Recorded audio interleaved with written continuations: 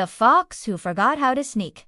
Flicker was a fox, and like all foxes, he was born with a talent for sneaking. He could glide through tall grass without a rustle, tiptoe over crunchy leaves without a whisper, and disappear behind a single tree faster than a blink. His sneaks were legendary in Willow Creek Woods, but one breezy Tuesday morning, Flicker woke up feeling different. He tried to creep out of his den, but his tail thumped loudly against the entrance. He tried to tiptoe across the mossy path, but his paws clumped like little rocks. When he attempted to disappear behind a large oak, he stumbled over its roots with a loud thump. "Oh dear," Flicker whimpered, dusting leaves off his nose.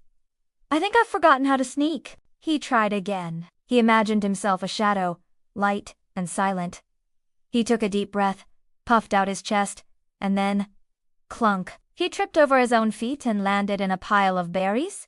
His glorious sneaking skills were gone. Worried, Flicker decided to ask for help. He first found Barnaby Bear, who was known for his calm wisdom. "Barnaby," Flicker sighed, "I've forgotten how to sneak. How will I ever find my breakfast now?" Barnaby, who wasn't known for sneaking at all, scratched his head.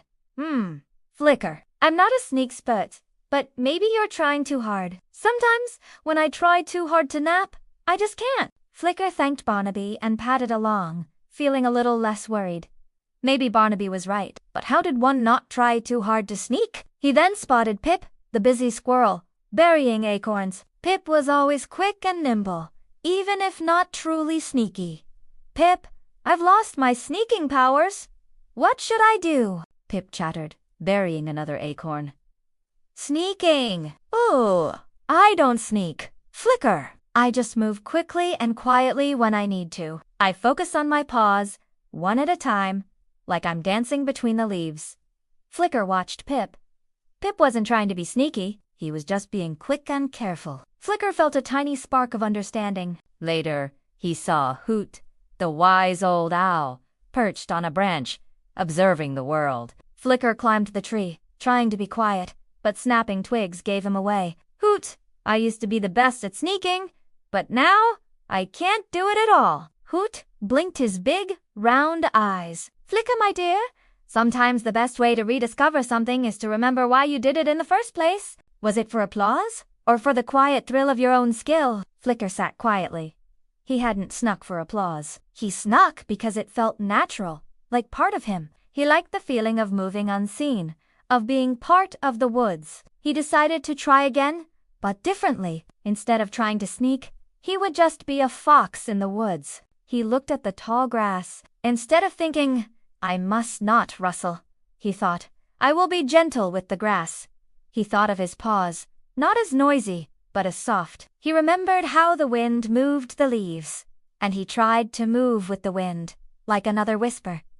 He lifted one paw, then another. He lowered his body, feeling the breeze on his fur. He didn't rush. He didn't even think about sneaking. He just moved, feeling the ground beneath him, listening to the gentle sounds of the woods. And then he heard it, a soft thump-thump in the distance, a plump rabbit nibbling clover. Flicker found himself moving effortlessly, a graceful shadow. He wasn't clumping or crashing. He wasn't even thinking. He was just being Flicker, the fox. He reached the rabbit without a single sound. The rabbit looked up, startled, then hopped away quickly. Flicker hadn't caught it, but he didn't care. He had snuck. He had remembered how. Flicker trotted back to his den, his tail swishing quietly behind him. He hadn't needed a lesson in sneaking from Barnaby, Pip, or Hoot. He just needed to remember to be himself, to trust his own foxy instincts, and sometimes to simply be rather than to try. And as he curled up for a nap, a soft, satisfied whisper drifted from his den, proving Flicker the fox had truly found his stealthy self again.